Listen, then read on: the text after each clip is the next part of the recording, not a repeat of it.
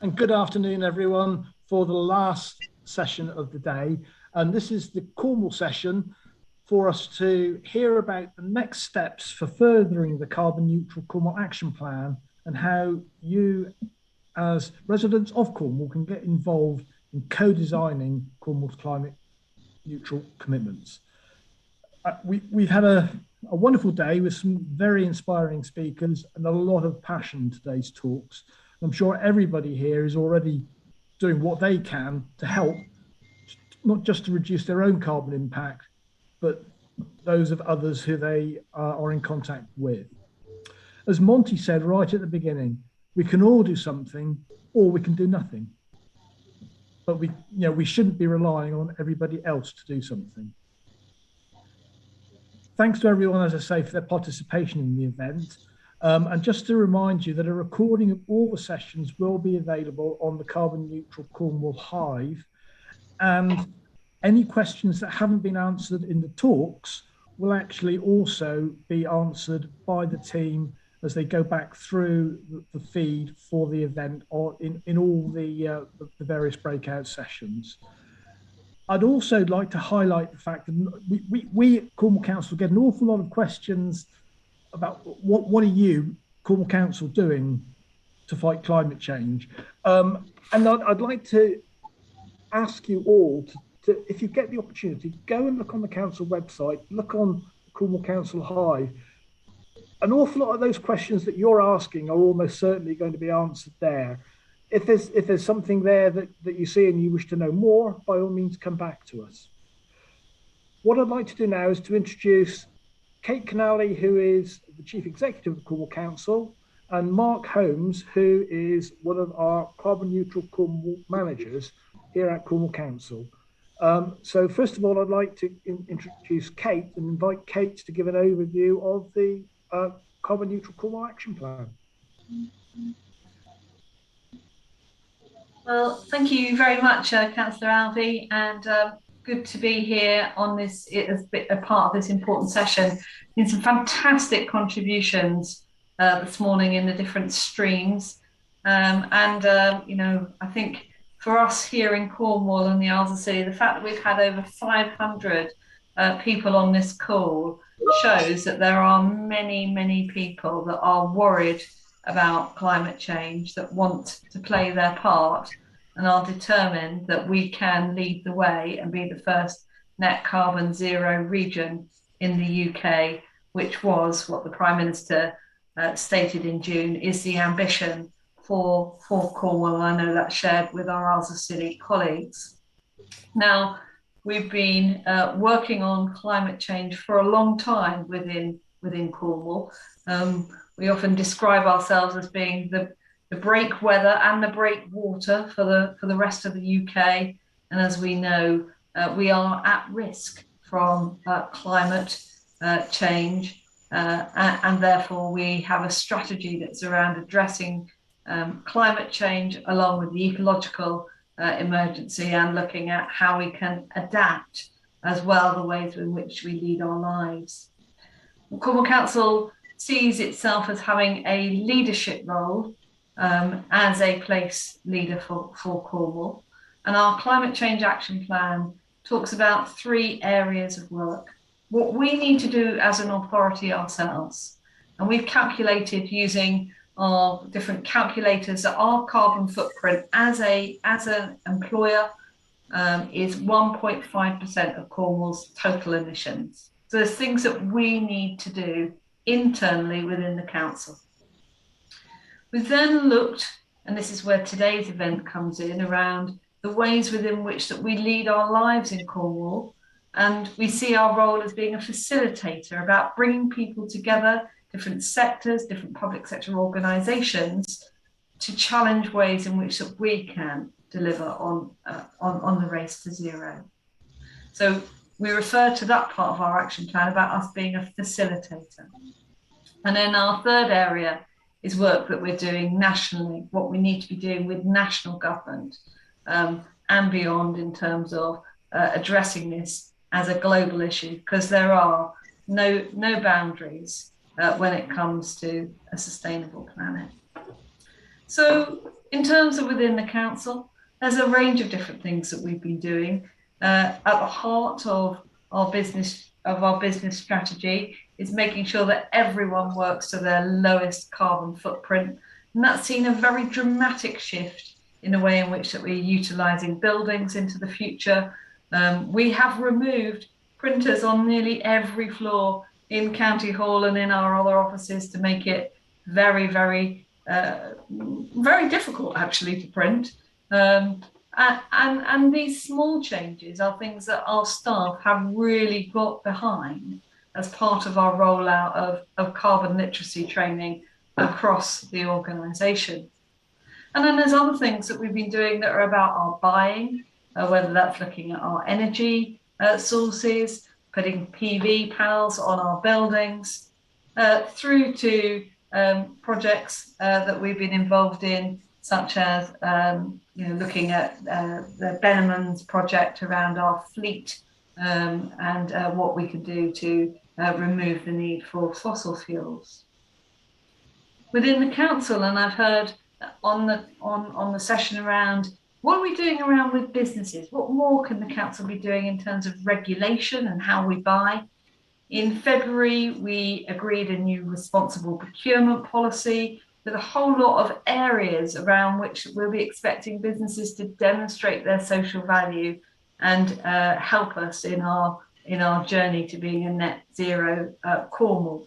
And that will be taken into account of our evaluations. If you want to do business with the council, demonstrating how you're delivering on that race to zero is really important to us. And in September of this year, our pensions committee have taken decisions around decarbonising our investments in our pension fund.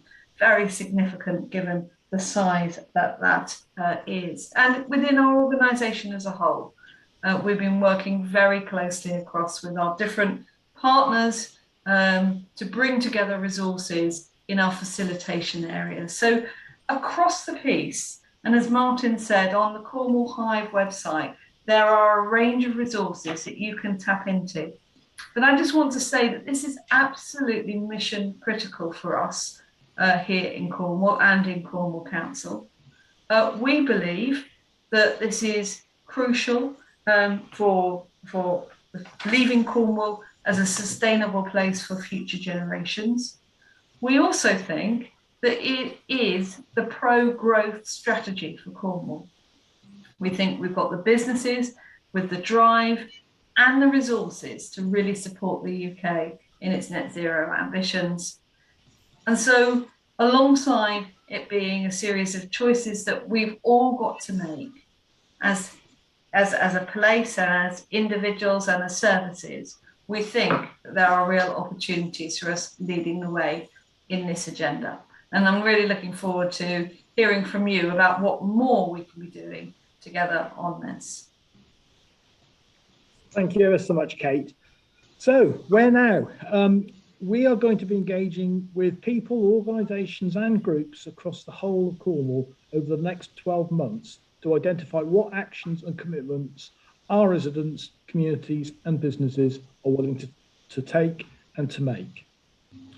The first of these events, the Carbon Neutral Cornwall team will be in St Austell at the Climate Festival on Saturday the 27th of November, and that's going to be at St Austell College, where they will want to hear what everyone is already doing or is willing to do to change their world for our planet. It sounds like it's going to be a great event. I'll be there, and we'll hopefully get lots of contributions from a variety of companies and from organisations. But for a bit more detail on the mechanics of these climate conversations and where they're going to go from here, I'd like to hand over to Mark, who'll tell you a little bit more about them.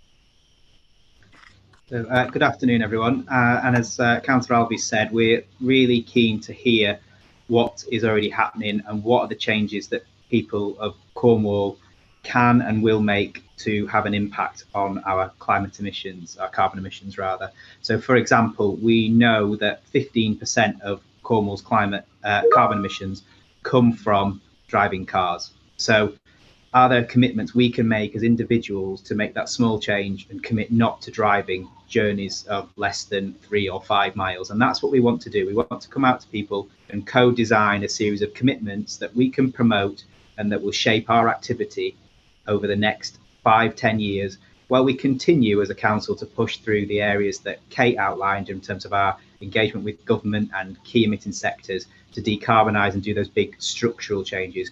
We want to look at the small changes we can make as individuals that will have a big impact on our climate goals and our carbon emissions. So what we're going to do is, it's really important that this isn't a Cornwall Council exercise. We facilitate a series of events, the first of which Martin has outlined, but there will be a series of other events over the next 12 months where we will be there and encourage people to come and speak to us and share their commitments and develop those commitments. But what we really want, and what we're launching today, is a series of climate conversations, and we want those to take place in places where you are. We want to engage the silent majority of people, and we want to be having conversations in schools, in businesses, in community groups, in faith groups across Cornwall. I want people to come together and have these conversations about what are the changes that we can make, and in doing so, shape a series of activities that will be part of the behavioural change campaigns we need to really drive down our carbon emissions. So alongside the first event, there'll be a series of other events promoted throughout the year. But what we want you to do is contact us via our email address, which is climatechange@cornwall.gov.uk. Tell us about the events you're having. Use the Hive that was mentioned earlier to log your climate commitments, and register to our newsletters and our other channels to hear more about what's going on. And we will produce a series of resources that people can use to start their conversations and frame that activity. And over the next 6 months, we want to have as many of these conversations across Cornwall as possible and encourage everyone to take part. We'll then bring the findings of that together and then look to co-design those commitments and have them agreed, and then come back out to the residents. Thank you very much, Mark. I've got a bit of time to take a couple of the questions that have come in. Before I do that, I've been asked to give a little plug by our friends in Chasewater to highlight that they are holding a Community Green Building Action Day on Saturday, the 20th of November in the Village Hall from 2 p.m. to 5 p.m. And everyone is welcome to join them. I know that Chasewater Parish are one of the most forward-thinking parishes in the Duchy in terms of energy and their quest to achieve net zero. And I know John Carley, Councillor Carley, is always puts together a great event there in the Village Hall. So a couple of questions. The first is, to what extent do you think that local authorities can take action alongside the actions required by regional and national partners? Kate, do you have a thought on that? Absolutely. And I think local authorities have got a really important role to play, because ultimately this is about kind of all of us making decisions around how we lead our lives. And 84% of emissions in a local area are estimated to be influenceable by local government and by local people.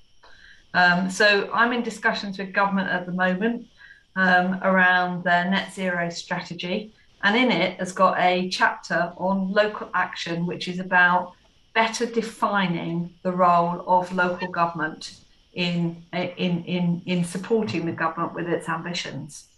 A report in July found that there were 45 different policy teams working in central government on net zero.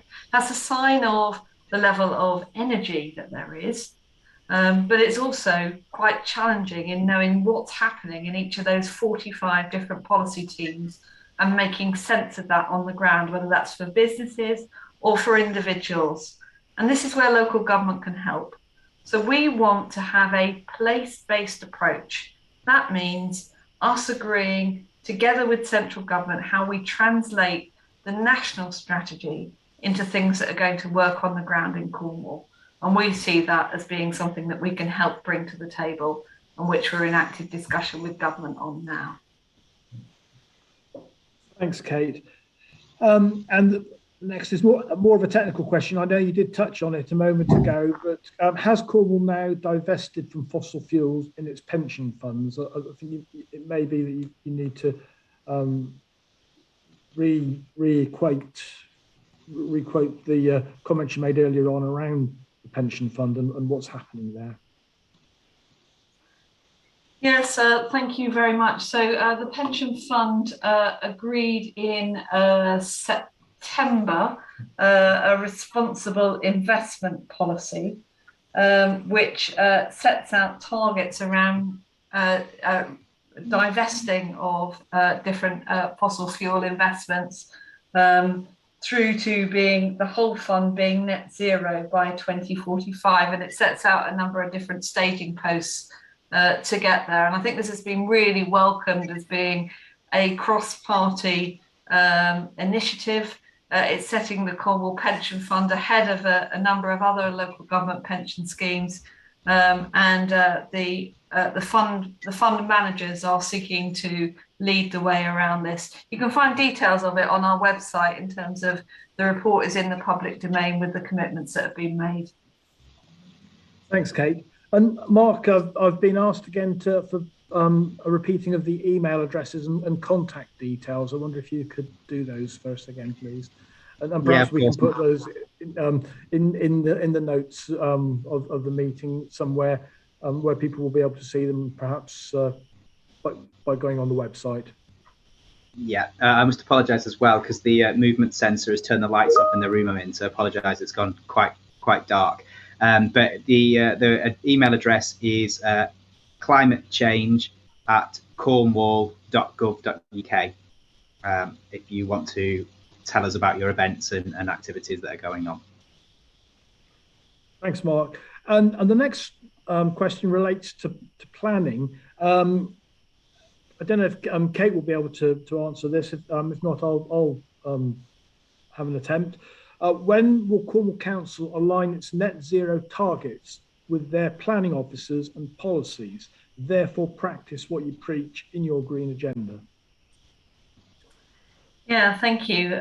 So again, planning is another important tool in our toolkit on our delivery of our climate change action plan. So over the last 2 years, we've been developing a climate change DPD, that's a development planning document, which sets out the ways, a policy framework through which that we can determine planning applications.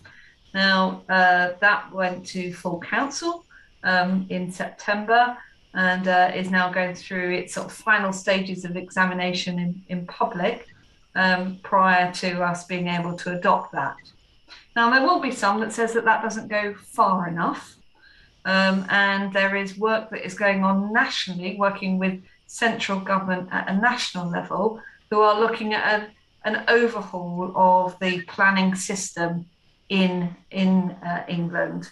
And we are part of an advisory group on those planning reforms, and we will be pushing the government to really look at ways within which the net zero targets are embedded in those planning changes.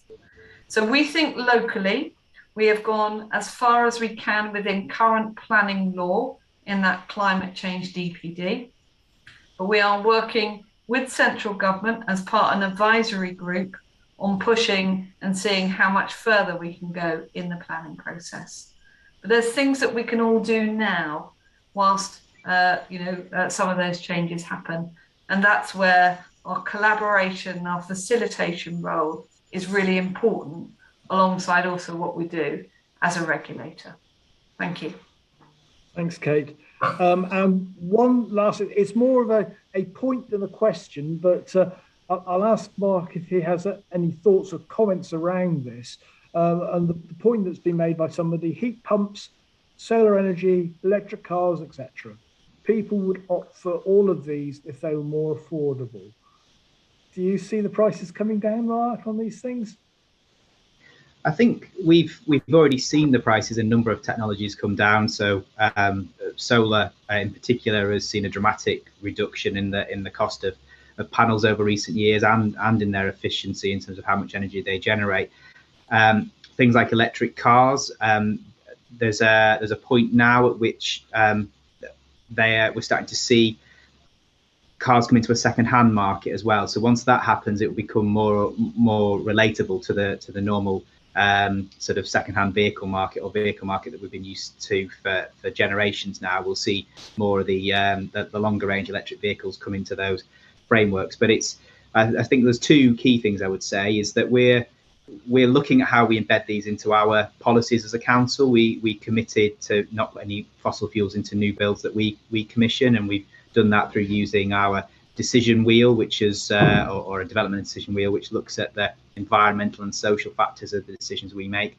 But also these areas are key things in the third part of the programme, which Kate outlined in terms of our role to lobby and work with government to deliver on the ambitions of Cornwall becoming the first net neutral region. And one of our key asks around that has been in terms of how we look at long-term retrofit solutions and opportunities to accelerate new build standards. So we're working very hard on those with officers in bays and Ofgem, for example.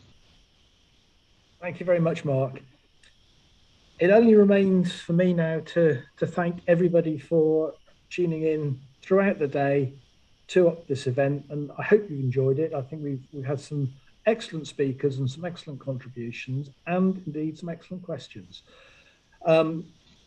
Just a reminder that a recording of all of the sessions, including those that perhaps you weren't able to attend because you were in the other stream at the time, a recording of all the sessions will be available on the Carbon Neutral Cornwall Hive, along with answers to those questions that we were not able to answer during the sessions today. And I just want to say once again, thank you all for joining us, and I hope you have a good afternoon. Bye-bye now.